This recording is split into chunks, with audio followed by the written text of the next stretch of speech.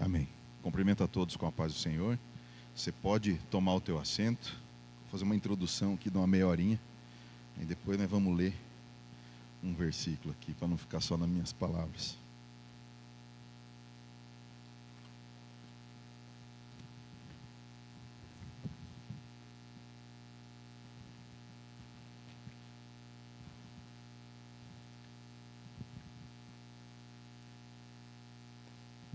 Deixar ali do ladinho, porque depois só com uma mão fica meio difícil.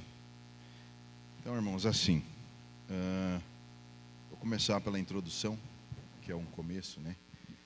E no último domingo, o pastor Marcelo trouxe uma palavra aqui para nós, e nós meditamos a respeito de sermos guiados pelo Espírito Santo.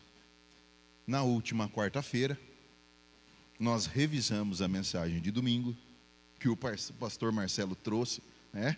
Falando a respeito de sermos guiados pelo Espírito Santo, né? E uma das coisas, entre outras, que me chamou a atenção, e eu acredito que chamou a tua também, né? Foi que ele comparou esse caminho estreito e essa porta apertada, né? E foi falando assim que se fosse afunilando, né? E para nós irmos fazendo essa imagem na nossa cabeça, que se nós fôssemos duros como uma pedra, chegaria a um ponto, né, que nós não conseguiríamos mais nos ajustar a esse caminho, mas que seria muito mais trabalhoso do que se nós fôssemos maleáveis como a água, né? Que você, como a água vai indo, ela vai se moldando ao caminho, né, e vai tomando aquela forma de uma maneira tão mais fácil, por assim dizer. E trouxe para nós uma conclusão que ter uma mentalidade segundo o Espírito nos torna maleáveis para que sejamos ajustados de acordo com o caminho. Então, falou a respeito de nós termos a mente de Cristo, né? Então, nós tendo a mente de Cristo, nós vamos ser mais maleáveis, né? Para tomar essa forma desse caminho. E daí, para fechar, ele disse assim, ó, Jesus disse, eu sou o caminho. Talvez assim, não sei se para você fez tanto sentido, se você não entendeu ainda, mas para mim, foi um negócio muito importante. E, resumindo, irmão, é assim, ó, ser guiado pelo Espírito Santo vai facilitar o processo de sermos cada dia mais parecidos com Jesus. É simples assim. Hoje, na palavra introdutória, a Leonir comentou que quando formos tomar uma decisão, qual seja ela, que nós busquemos uma resposta no Senhor. Essa semana eu estava conversando, acho que com o Éder, a respeito justamente disso. E até li um texto ali em Josué, que eles fizeram um acordo com aquele povo ali de volta, né, sem consultar o Senhor, e aquilo foi de grande prejuízo. Eles olharam os mantimentos, né? O povo veio de perto, mas veio com umas roupas meio rasgadas, trouxe um pão seco, dizendo assim, olha, quando nós saímos de casa, esse pão ainda era novo, ainda estava quente quando nós enrolamos esse pão. Veja aqui, ó, como ele está farelento, de tanto tempo faz que nós saímos de casa. Por quê? Porque o povo de Israel estava exterminando aquelas nações em volta ali. A ordem era para não deixar ninguém. Então, ao invés deles irem consultar o Senhor, em vez de ele pedir a resposta do Senhor, eles olharam, confiaram naqueles homens e fizeram um acordo com aquele povo, tá, que mais para frente trouxe prejuízo, sem consultar o Senhor. Então fica para nós assim, que quando nós não consultamos o Senhor para tomarmos decisão, muitas vezes, se não todas, nós temos prejuízo, né? E aí o seguinte, né? Para não ficar só nas palavras do pastor Marcelo na quarta-feira, final do estudo, ele fez uma pergunta para nós, como tarefa de casa. E a pergunta era assim, ó, qual o impacto, talvez não com essas palavras, tá? Mas qual o impacto de sermos guiados pelo Espírito Santo na nossa família? Né? Lá na minha casa, lá onde eu sou eu mesmo, onde as minhas máscaras caem, onde eu não preciso vender nada para ninguém, onde eu posso estar à vontade, lá na minha casa. Qual é o impacto de eu ser guiado pelo Espírito Santo lá na minha casa, ou lá na minha família? E, mais ou menos como quem diz assim, se eu me tornar mais parecido com Jesus a cada dia, qual será o impacto dessa mudança lá na minha casa? Será que as minhas atitudes serão diferentes? Será que eu terei mais paciência? Será que eu terei mais segurança para tratar dos assuntos cotidianos? E quando ele falou de família, isso veio de encontro não de encontro, ao encontro, né, mãe? Você sempre me corrige. Então é ao encontro, irmão. De encontro é quando dá uma batida assim, ó. Tá? Pegaram, né? Ao encontro, no meu coração, já tinha, assim, lido e relido uma palavra a respeito de família. Já ia falar nesse domingo a respeito de família. Não tinha combinado com o Marcelo essa pergunta, mas eu achei que essa pergunta foi muito pertinente para mim poder fazer essa introdução. E como igreja, como comunidade cristã Vida e Esperança, me lembrei de um texto que nós redigimos há um tempo atrás, acho que talvez há um ano e pouco, talvez não deu um ano ainda, estou meio ruim de memória, mas como comunidade nós temos um direcionamento, e o nosso direcionamento é ser uma comunidade movida pelo Espírito Santo, que transforma vidas por meio do discipulado, equipando e enviando pessoas para alcançar o mundo com o amor de Jesus Cristo. Esse é um direcionamento que nós temos como igreja, como comunidade. É isso que nos move, que nos direciona a fazer a obra que o Senhor entregou para nós. Você tem ouvido direto aqui a respeito de ter um relacionamento com Deus. Isso não é para acabar em você. Vai te abençoar muito ter um relacionamento com Deus.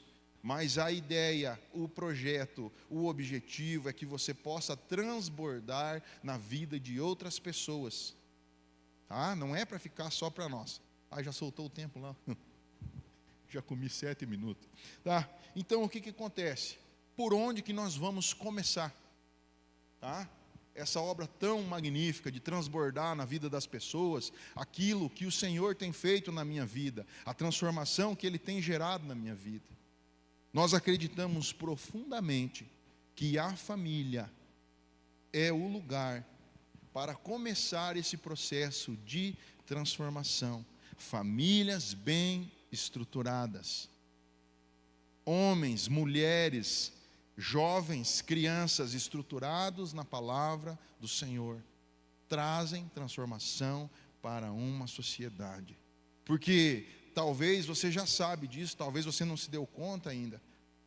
No lugar onde a sua família está inserida, ela pode ser uma bênção se ela transbordar do amor do Senhor nas pessoas que estão em volta.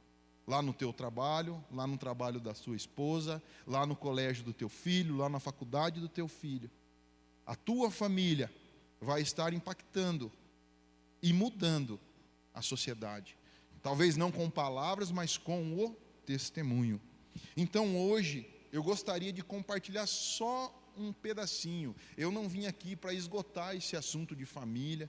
Não vim aqui para te dar todas as referências a respeito de ser um homem de Deus, de ser uma mulher de Deus, a função do marido, a função da esposa, a função dos filhos. Vou pincelar assim bem pouquinho, tá? Não quero te cansar, mas o que eu gostaria de chamar a tua atenção hoje é para a importância, a responsabilidade, tá? Que você tem com relação à sua família. Talvez você vai dizer, Fernando, mas eu já entendi isso aí. Eu já trato a minha família com toda a responsabilidade, com todo o cuidado, com todo o zelo possível. Que bom, irmão. Ajuda nós a ensinar os outros. Ajuda-nos a aprender contigo. Seja um canal de transformação na nossa vida. E para isso, eu dei um título bem sugestivo para essa mensagem, que é o nome de um programa de televisão. Se eles forem derrubar o nosso vídeo depois, Marcelo, a gente troca. Mas o título da mensagem seria Casos de Família. Bem sugestivo, né? Vai falar de família. E o tema é justamente a importância de edificar a minha família. Existe uma responsabilidade, existe uma importância sobre você de edificar a sua casa, edificar a sua família. E o texto base, se você trouxe a tua Bíblia, quiser abrir, se você quiser lançar para mim aqui no telão, Lucas 10, 38 a 41. Eu vou ler na versão Nova Internacional. Lucas 10, do 38 ao 41. Diz assim: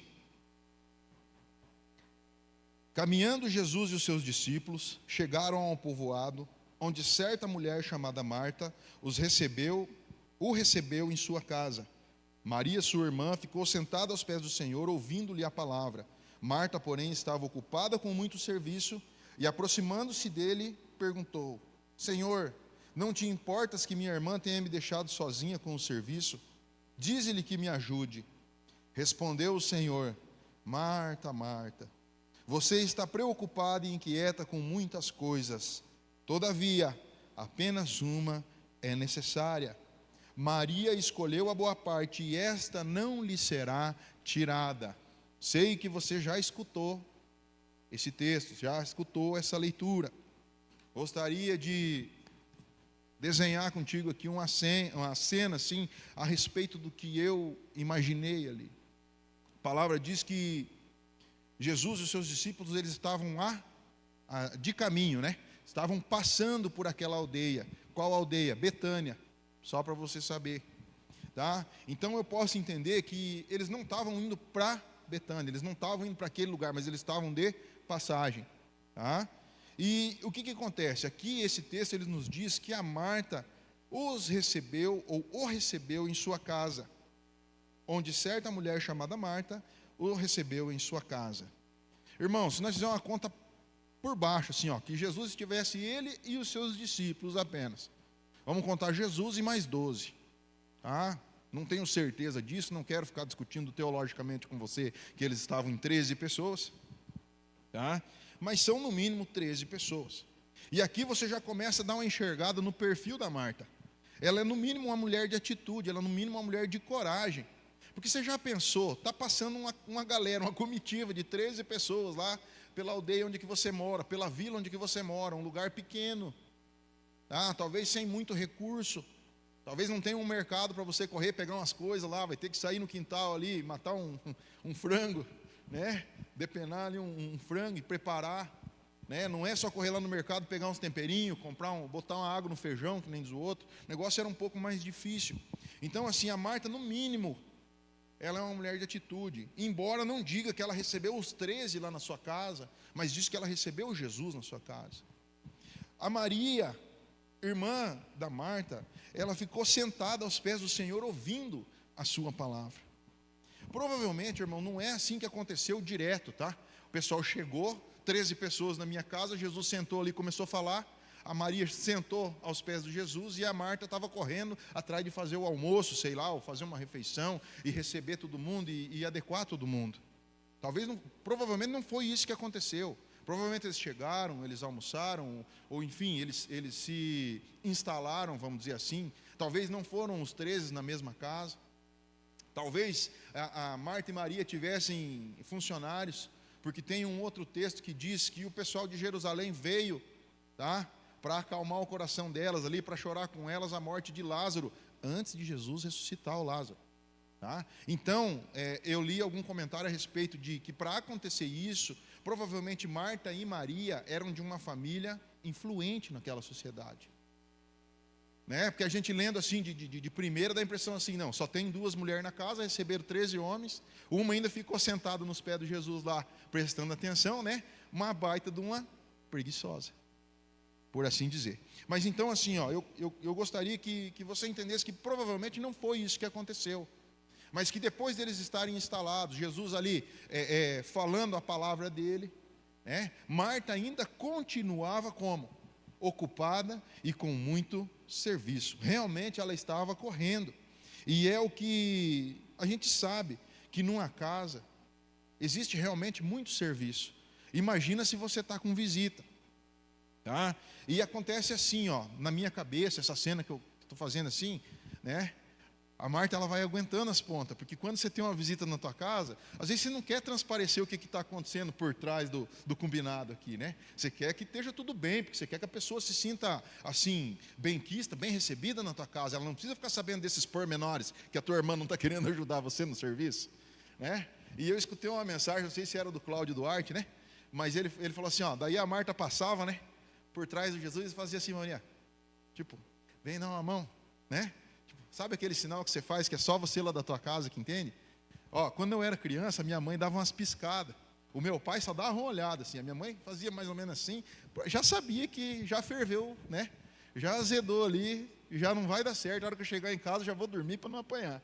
Né? Porque alguma coisa aconteceu. Ela já está se piscando para mim. Até que eu fiquei mais velhinho um pouco, e daí um dia eu falei assim, ô mãe, o que aconteceu que está se piscando? Na frente da pessoa. Nunca mais, né? Nem para mim, nem para ela, porque cheguei em casa, tomei um pau para largar a mão de ser falador. Né, gente? Então, assim, normal, a gente sabe que são os casos que acontecem na família. Então, ela vai ali, ó, e ela, né, dá uma chamada na Maria e faz um sinal e coisa e nada. Mas daqui a pouco, assim, ó. Tá? Você está entendendo, que nós temos muito desse perfil da Marta. Daqui a pouco ela não aguenta mais aquilo ali. Tá? De repente, ela está pensando na cabeça dela lá, que nem você, é fácil sentar e ficar ouvindo. Tem alguém que está correndo atrás de tudo, tem alguém que está dando conta de tudo, tem alguém que está fazendo o serviço. Chegar e sentar e só almoçar é facinho. Chegar e sentar e só jantar é facinho. Não ajuda em nada, não ergue uma palha, não move nada, você nunca me ajuda. Nunca escutaram isso aí? Então, é mais ou menos por ali. E daí ela deve ter ficado pensando assim, né? Até, tipo assim, ó, se eu não fizer, quem que vai fazer? Né? Se eu depender dessa aí, vai ficar sentado aí o dia inteiro, então eu vou fazendo e tal. E ela vai naquela luta. Sabe, não tem quem faça. Quantas vezes você já pensou nisso? Que se não for você lá na tua casa, não tem quem faça o teu serviço. Parece que o pessoal não enxerga. Parece que o pessoal acha que aquelas roupas pulam dentro daquela gaveta por conta, né?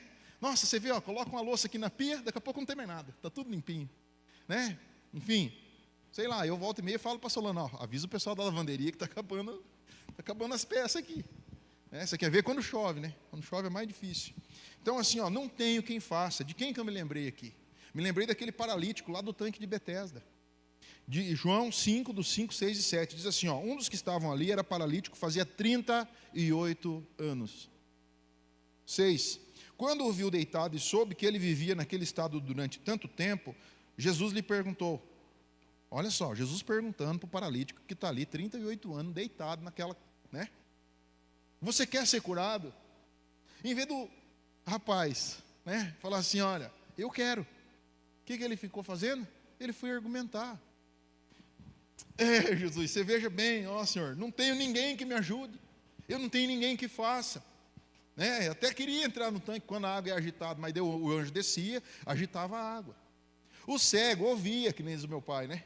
Dizia meu pai uma vez pregando a respeito disso, falou assim, ó, talvez a situação do paralítico era pior, porque ele via, mas da hora que ele ia começar a querer se movimentar, vinha outro correndo na sua frente, que tinha outro tipo de problema que não impedia a sua mobilidade. Então assim, ó, sempre tinha alguém na frente, 38 anos.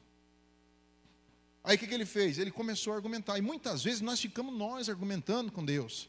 Quer que eu te faça? Quer que eu te faça? Não, Jesus, mas é muito difícil, ninguém me ajuda, essa vida, essa minha irmã que está aí, que não faz nada. Simples assim, ó. Então Jesus lhe disse, levanta-se, pegue a sua maca e anda. Simples, irmão, 38 anos, acabou ali, ó. Não precisava nem ficar discutindo. Quanto tempo faz que você está discutindo com Deus? Querendo provar o teu ponto? Sabe? Quanto tempo faz? É só aceitar, é só deixar que Ele faça. Então a Marta, ela teve uma ideia, vou arrumar um aliado. Por quê? Porque é impossível que alguém vai dar razão para minha irmã, né? Jesus, né? Um mestre, um homem tão sábio. Senhor, não te importas que a minha irmã tenha me deixado sozinha fazendo o serviço? Mas na cabeça dela, irmão, na cabeça da Marta, ela tinha certeza absurda que Jesus ia dar razão para ela, porque ela estava ali atarefada com coisas que realmente eram relevantes. Não diz que eram coisas assim irrelevantes, né? Eram coisas realmente importantes. Só que aqui, né, com essa certeza absoluta de que está fazendo uma coisa importante. Eu quero perguntar para você, de todas as coisas que você faz, de tudo aquilo que ocupa o teu dia, da hora que você acorda até a hora que você vai deitar, qual dessas coisas que não tem importância que você faz? Geralmente, irmãos, é assim. Tudo é da maior importância. Tudo é pela hora da morte, tá? Tipo assim, tudo tem o grau máximo de importância. Se eu não sair, se eu não chegar, se eu não tomar banho, se eu não me secar, se eu não colocar essa roupa para lavar, se eu não secar, se eu não fizer o almoço, se eu não fizer a janta, se eu não for trabalhar, enfim, eu acredito que realmente tem coisa que é importante. Mas o que acontece com Marta? Marta, ela tomou uma surpresa. Você já tomou uma surpresa? De verdade mesmo, que você não viu que estava todo mundo te esperando lá? Sabe? A resposta que a Marta tomou deu para ela assim, ó, uma surpresa, porque ela achou que o Jesus ia ficar do lado dela. E não foi o que aconteceu. O que Jesus respondeu para ela? Marta, Marta, como que diz, ô minha filha, presta atenção. Sabe? Você está preocupada e inquieta com muitas coisas. Coloquei aqui que preocupado é ocupado antecipadamente, né? Se preocupa com algo, com alguém, tem a mente dominada por problemas. Você está inquieta. Resumindo, irmãos, ela estava correndo de um lado para o outro sem paz. Quanto tempo faz que nós corremos assim, nessa batida, sem paz, sem parar para analisar, só no automático? Aí Jesus fala para ela assim, ó, você está perturbada, você está inquieta, você está preocupada com muitas coisas. Aí ele usa aqui, até anotei, ó, conjunções adverbiais, adversativas, exprimem oposição. Jesus foi contrário à ideia dela. Ele falou assim, você está ocupada com muita coisa, mas apenas uma é necessária. A tua irmã, que você tem certeza que está fazendo errado, é ela que está certa. Como assim? Você já teve essa experiência, irmão? Querer contar alguma coisa para alguém, achando que aquela pessoa vai defender você, vai te dar razão, e simplesmente a pessoa não te dá razão, ela não concorda com você, mas você tem certeza que você está certo, sabe? Você tem certeza que você está certo. Irmãos, eu já tive essa experiência, e eu entendi muito bem aquele dizer que diz assim, ó, caí do cavalo, sabe? Caí do cavalo, e é muito triste, é muito frustrante, sabe? Você não espera, é quase um soco na boca do estômago, né? Aquela reação, aquele susto. Mas aí o seguinte, quero perguntar para você assim, ó, porque Jesus falou assim, ó, Maria escolheu a melhor parte, e isso não lhe será tirado. Mas o que a Maria fez de tão importante assim? Enquanto a Marta estava correndo que nem uma doida para cá e para lá, resolvendo tudo, né? Enfim, se você for ler no outro texto lá em João, diz que ela estava na casa do Simão, não sei das quantas lá, e ela estava ajudando a servir. Então a Marta era uma mulher que servia, era uma mulher ocupada em fazer as coisas acontecer, era do perfil dela. Se você for ler lá quando Lázaro morreu, quem foi encontrar Jesus foi a Marta, não foi a Maria. Aí a Marta foi lá, Maria ficou onde? Maria ficou em casa, era outro perfil, era diferente. Agora, se você for ler, quem que quebrou o vaso de alabastro e lavou, né, passou na cabeça de Jesus lá e secou Jesus com os seus cabelos, quem que foi? Aí foi a Maria. Entendeu? É outro perfil, é outra pessoa, né? E vamos lá, o que a Maria fez de tão diferente? Ela foi lá e ficou sentada ouvindo, assuntando o mestre, dando importância para o mestre. Versículo 39 diz assim, Maria, sua irmã, ficou sentada aos pés do Senhor ouvindo a sua palavra. Trazendo, irmãos, para os dias atuais, pensa comigo, quanto de Marta e quanto de Maria nós carregamos em nós. Eu garanto para você assim, ó, que eu me vi na Marta umas 82 vezes hoje, e ontem, enfim, e esses dias que estou meditando, porque é uma correria e eu preciso fazer, se eu não fizer ninguém vai fazer por mim, o povo são tudo descansado, o povo não me ajuda, e acontece isso, e acontece aquilo, você é como se fosse a última bolachinha do pacote. Ainda bem que tem você, porque senão o mundo parava de girar, né? Eu tenho muito disso, eu não sei vocês, mas aqui quero falar com vocês a respeito do engano. Marta o recebeu em sua casa, anfitriã, ocupada com muito serviço, atarefada e distraída com muito serviço. Qual foi o engano de Marta? O engano, irmãos, é assim, ela estava preocupada com muitas coisas. Ela estava distraída com as coisas desse tempo.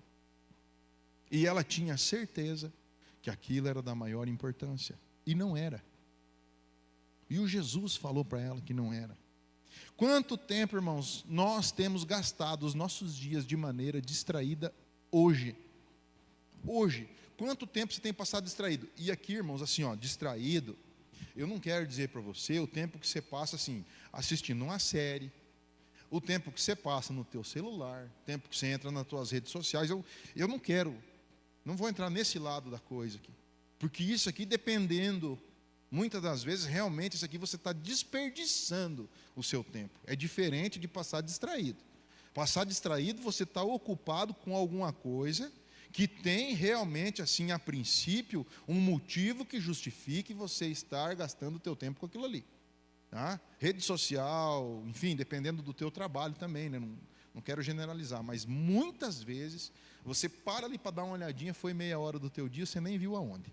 Tá? Não estou falando nada estranho para ninguém. Também não estou falando mal contra celular e não estou falando mal contra rede social. Saiba usar, peça para Deus entendimento, sabedoria e libertação desses vícios se você é viciado.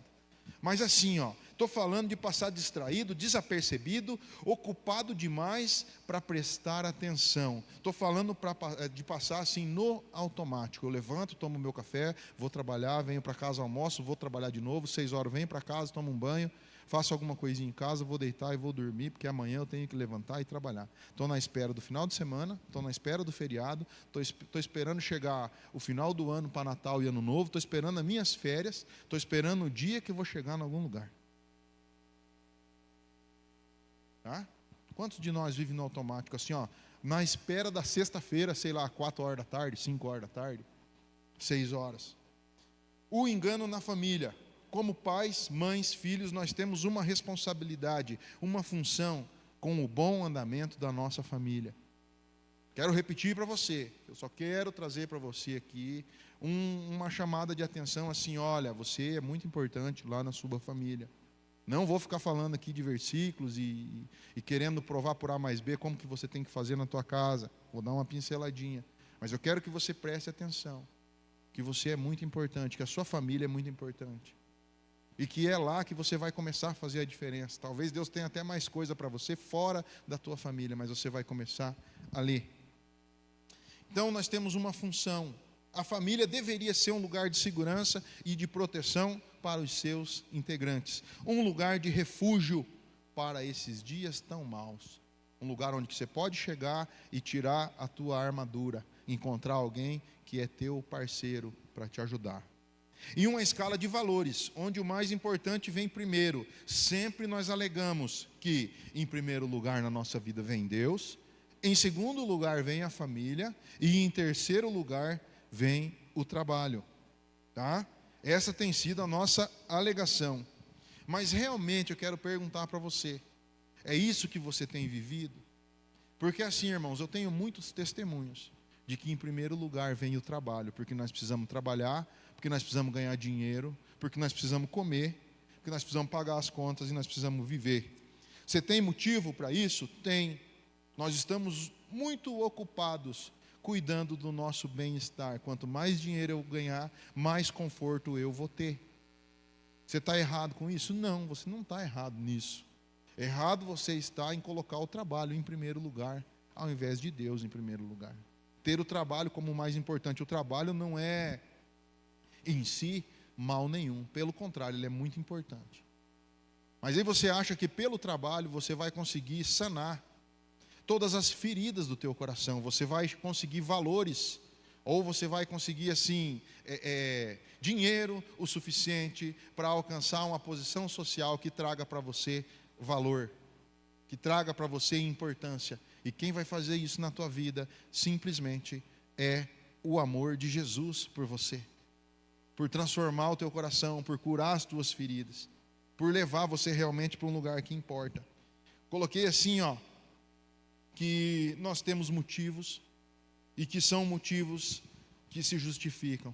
Ter uma casa melhor, ter um carro melhor, dar um conforto para a família, isso é muito importante. Mas trabalhar exaustivamente não vai deixar você mais rico. Tá? Eu até anotei aqui Provérbios 10 e 22. Se você não interiorizou essa palavra ainda, gostaria que você meditasse a respeito disso. A bênção do Senhor é que enriquece e ela não acrescenta dores.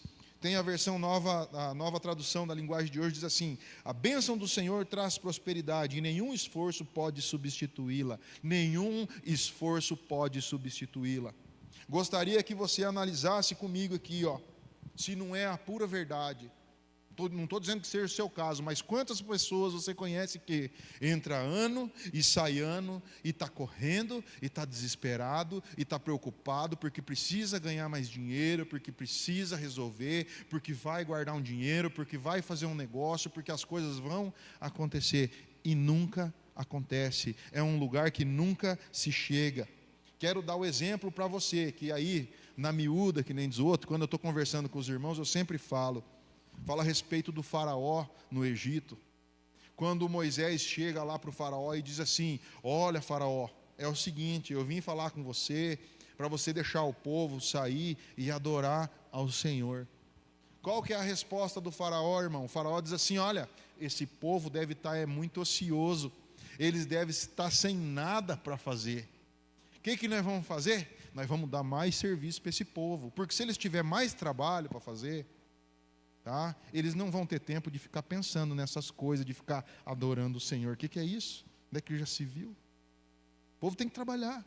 Então, irmão, se você quer trabalhar, se você quer gastar a tua vida trabalhando, tem serviço. Não tem quem faça. Vai por mim, tem serviço, tem bastante serviço.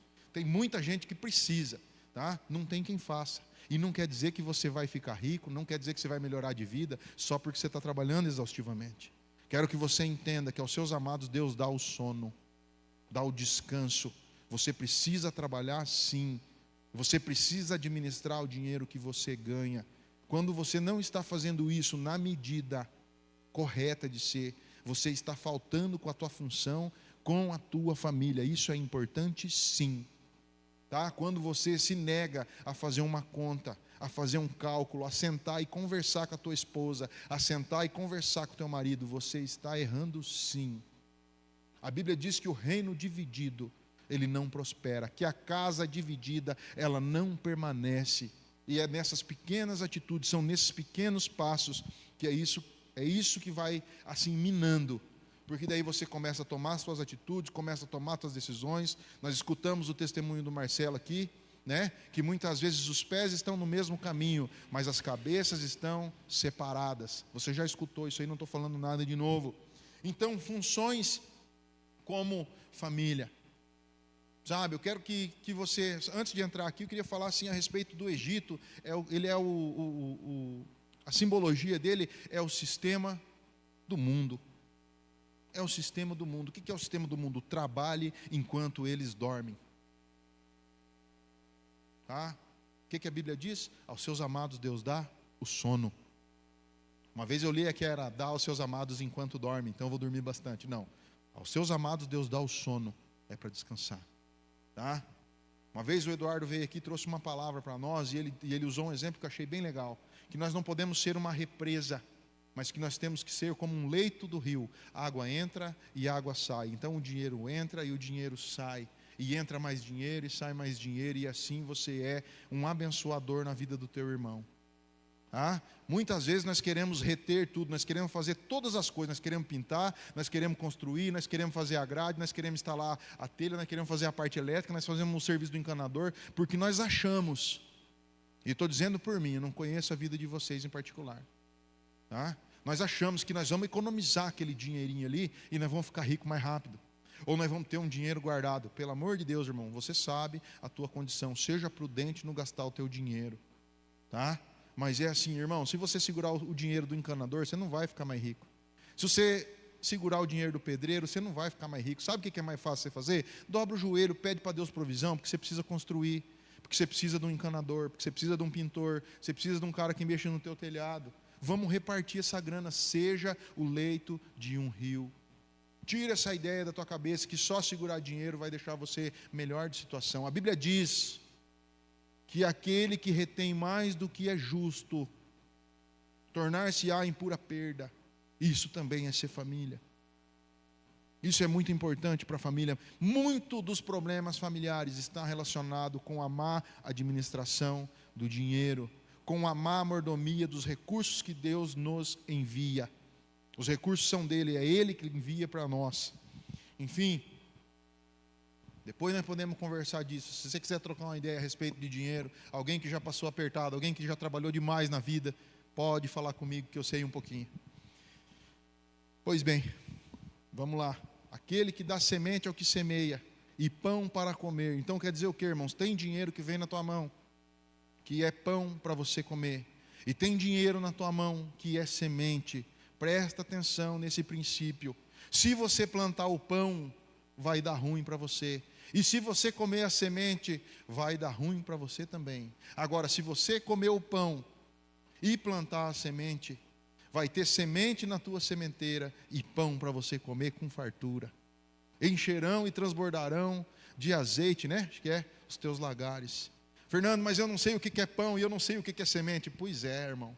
Por isso que você precisa ser guiado pelo Espírito Santo de Deus. E você fica aí muitas vezes se encolhendo para fazer uma oração. E faz anos que você vem sofrendo, preso numa situação. Vamos lá, funções como família. Função dos pais: instrui a criança no caminho que deve andar e com o passar dos anos não se desviará dele. Instrua. O que quer dizer instruir? Transmita conhecimento. Transmita conhecimento. É diferente de traga seu filho na igreja e deixa que os irmãos se viram. Tem que trazer na igreja sim. Os irmãos da escolinha estão fazendo um trabalho fantástico. Está sendo maravilhoso. É uma semente que fica plantada, mas é pouco. Você como pai tem que instruir o seu filho. Você como mãe tem que instruir o seu filho. Olha só a instrução que nós temos em Deuteronômio. Deuteronômio 6, do 5 ao 9. A instrução para os pais é assim: ame o Senhor, o seu Deus, de todo o teu coração, de toda a tua alma e de todas as tuas forças. 6, que todas essas palavras que hoje lhe ordeno estejam em seu coração. O 7 diz assim: olha só que legal isso aqui. Isso aqui é transformador, irmão. Presta atenção. Ensine-as com persistência aos seus filhos. Como? Converse sobre elas quando estiver sentado em casa, quando estiver andando pelo caminho, quando se deitar e quando se levantar. É direto. Você é responsável por ensinar a palavra do Senhor para o seu filho. Amarre-as como um sinal nos braços e prenda na testa. Talvez isso você nunca viu. Amarre e escreva nos batentes das portas da sua casa e nos seus portões. Tempo que a Solana estava estudando para uma prova da OAB. Nós chegava lá em casa, tinha cartolina por tudo, com a matéria que ela precisava estudar. E deu certo, que ela conseguiu fixar aquela matéria. Então, se você achar de escrever a palavra do Senhor na parede da tua casa, e isso te ajudar, faça. Tá? Agora, tá? Ensine com persistência. Vou fazer uma pergunta: aonde está o pai na hora que é necessário instruir com persistência? Por que ele está falando aqui, irmão, com persistência? Porque não é uma vez só. Você vai falar, e daí você vai falar de novo, e você vai falar diferente, e você vai dar um exemplo diferente, e você vai conversar mais uma vez. É com persistência. Aonde está o pai na hora que é necessário instruir com persistência? Geralmente, irmão, na maioria das vezes, está trabalhando, está correndo atrás de ganhar o pão de cada dia, porque se ele não for atrás, ninguém vai.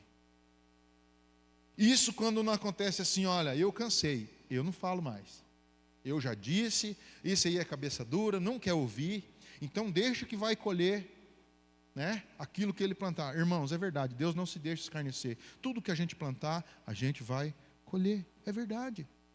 Tá? Mas é para você ensinar com perseverança, sabe? Seja contínuo, seja progressivo, seja intencional.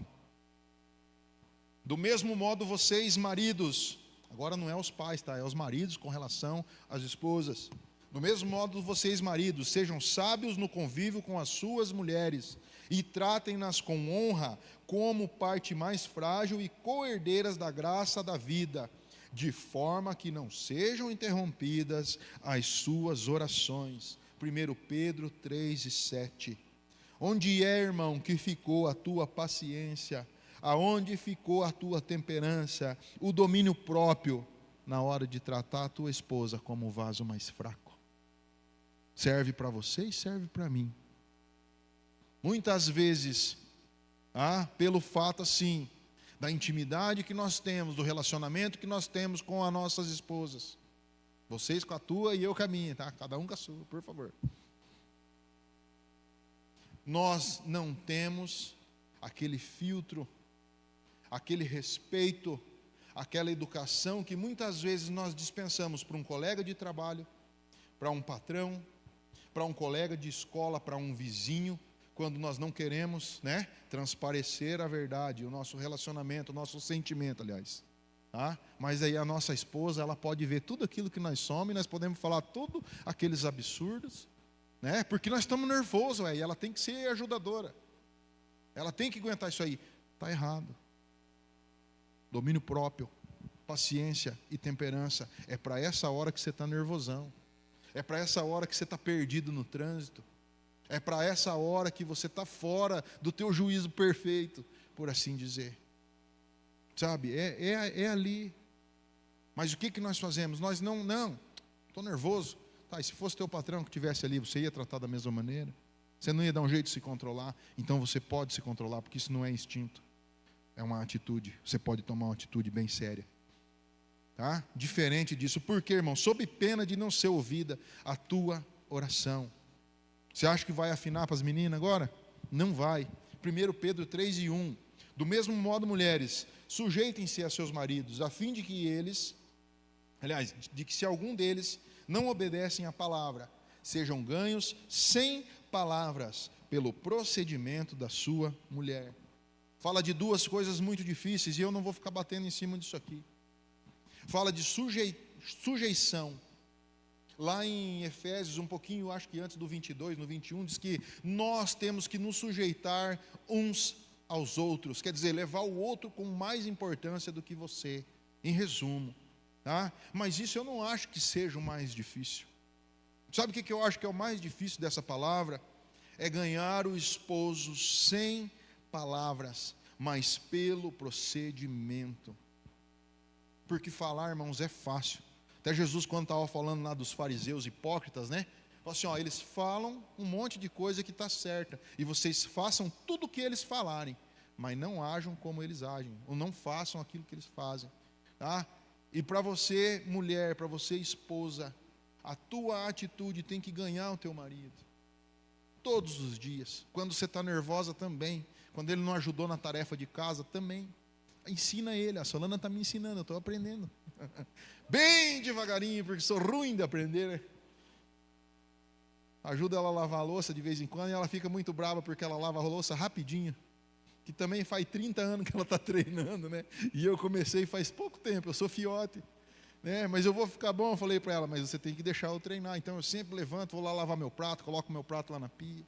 Nós temos nosso combinado, está rolando legal. Sabe? Mas você tem que ter, pelo teu proceder, uma maneira de ganhar o teu marido, de ganhar os teus filhos, o teu vizinho, aqueles que estão perto de você. Às vezes você pode falar para mim assim, Fernando, mas eu tenho muita coisa para fazer, para prestar atenção nisso agora. Estou muito ocupada, se eu não cozinhar, se eu não lavar, se eu não passar, se eu não trabalhar, a peteca vai cair. Sabe, irmão, a palavra, ela convence, mas o exemplo arrasta. É você, não ficou para o homem isso aí. O homem tem que tratar você como o vaso mais fraco, mas o exemplo tem que vir de você também. Tá? Tenho muita coisa para prestar atenção. Filhos, só para vocês não ir para casa como filhos, sem escutar nada. Obedeçam aos seus pais no Senhor, Efésios 6, 1 e 2. Pois isso é justo. Honra teu pai e tua mãe. Esse é o primeiro mandamento com promessa. Geralmente, filhos, você começa a pegar uma idadezinha, criar uma barba, criar uma cinturinha. Aí você já acha que seu pai está ultrapassado, que ele já não está entendendo mais o que está acontecendo. Porque o tempo agora é outro. No tempo do meu pai era diferente. Ele não sabe do que eu estou falando. Ele não sabe mexer na internet direito. Ele não sabe mandar um zap. Eu que tenho que ficar lá configurando o celular para ele. Filha, dá uma olhada. Ah, pai, agora não posso. Né? Tipo assim, porque você não está muito ligado. Eu lembro que a minha avó, ela tinha medo assim de atender o telefone, né? Porque era uma tecnologia na época. Aquele telefone tocava em casa lá, ela ficava olhando como é que era aquilo lá, porque era diferente para ela. E hoje eu estou que nem a minha avó, porque tem muita coisa que é diferente para mim, porque eu não estou acostumado. Mas vamos lá. Honra o teu pai e a tua mãe, esse é o primeiro mandamento com promessa. Aí, você que já casou teus filhos, já empurrou eles, já encaminhou, você está pensando assim, não, para mim está tudo tranquilo, meus filhos já são caminhados na vida. Aos homens idosos, está lá em Tito 2 isso aqui, se eu não estiver muito enganado.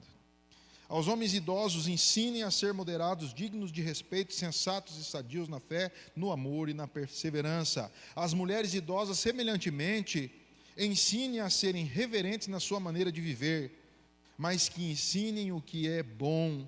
Assim poderão orientar as mulheres mais jovens a amar o marido e os filhos, a serem sensatas e puras, a fim de que a palavra de Deus não seja difamada. Em resumo, irmãos, porque já está acabando, graças a Deus nós tivemos 46 minutos até agora. Tem uma função para cada um na família. Se você quiser uns textos de família, fala comigo, depois eu te passo. Tem bastante texto de família, nós estamos bem servidos na Bíblia com um exemplo de família.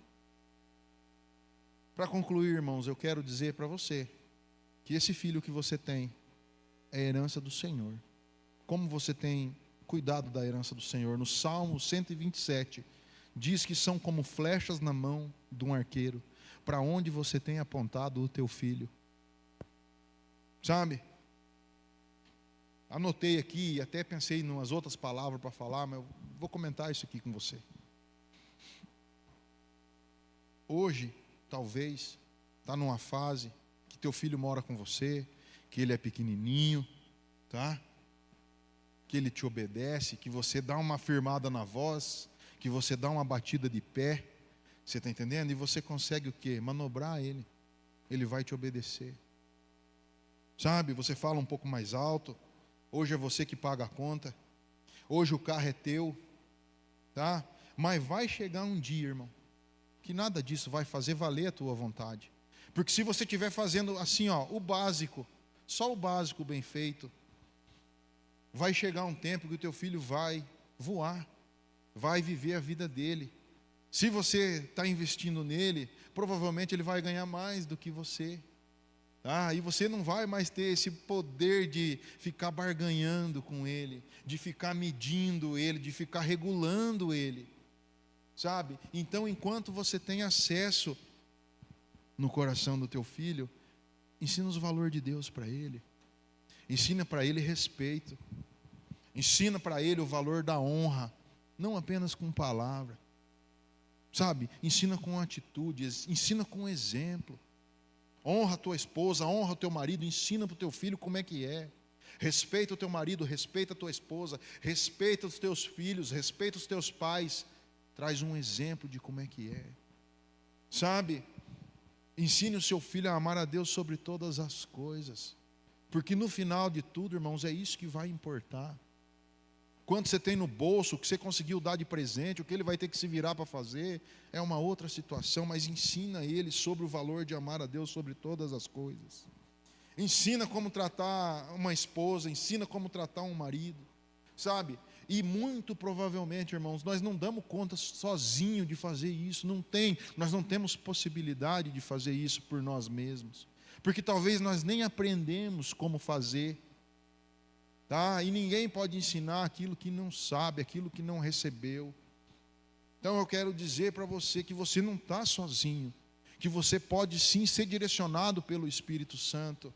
E a direção do Espírito Santo lá na tua casa pode impactar positivamente e mudar o rumo da tua história, mudar o rumo dos teus filhos, deixar eles bem direcionados para aquilo que é o plano de Deus na vida deles. Que você possa ser um ajudador do teu filho, sabe?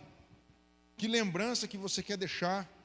para os teus familiares. Estava falando para a Solana hoje, até trouxe aqui junto, para não esquecer de dar o testemunho.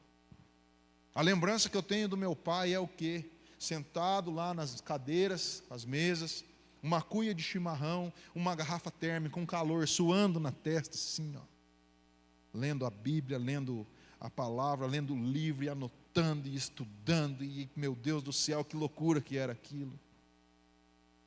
E hoje, muitas vezes, quando eu estou lá no meu escritório, lendo a Bíblia, e eu estou estudando, e eu estou cheio de papel, porque eu não sou desses mais tecnológicos, tipo o Marcelo, né? Nunca estou te dedando, tá, Marcelo? Eu vejo as atitudes do meu pai. A minha lapiseira é igual à lapiseira do meu pai. Se você quiser comprar uma Pentel 05 preta, que eu tive o exemplo. Meu pai orava tanto dentro de casa, que quando ele não estava orando, estou mentindo, mãe? Quando ele não estava orando, nós falava, fica quieto que o pai está orando. Parece que nós ouvimos a oração dele de tanto que ele orava. E você, irmão, o que você está dando de exemplo para o teu filho? Quanto que você ora? Ele vê você orando? Sabe, ele vê você lendo a Bíblia? Sabe? Puxa vida, isso é tão importante. Que exemplo que você quer deixar? Olha aqui, eu anotei um exemplo, porque eu tenho esse testemunho na minha família. A lembrança que eu tenho da minha avó é em volta de um tanque lavando roupa. Por quê? Porque trabalhava demais. E no tempo que sobrava, era caprichosa e ia lavar a roupa num tanque. Você escolhe a lembrança que você quer deixar. Quer trabalhar, irmão? Não se esqueça que serviço tem. E você vai morrer trabalhando, porque tem muito serviço, e vai vir outro depois de você, e vai ter que continuar trabalhando, porque vai ter mais serviço. O serviço é importante, sim, mas não é tudo na sua vida. Sabe, estou terminando, irmão, falta 4 linhazinhas aqui. Nada que é importante, irmãos, vem de graça. Tudo que é importante na nossa vida custa. Então assim, ó, presta atenção. Você tem uma família, você tem um privilégio, você tem uma responsabilidade. Pesa sobre os teus ombros, e não importa a idade que você tem, e não importa se teu filho já casou, se você está morando sozinho em casa, você tem que ser um exemplo para os fiéis da terra. Quando o Senhor olhar lá do céu e os seus olhos procurarem os fiéis da terra, Ele tem que encontrar você, senão você está perdendo tempo.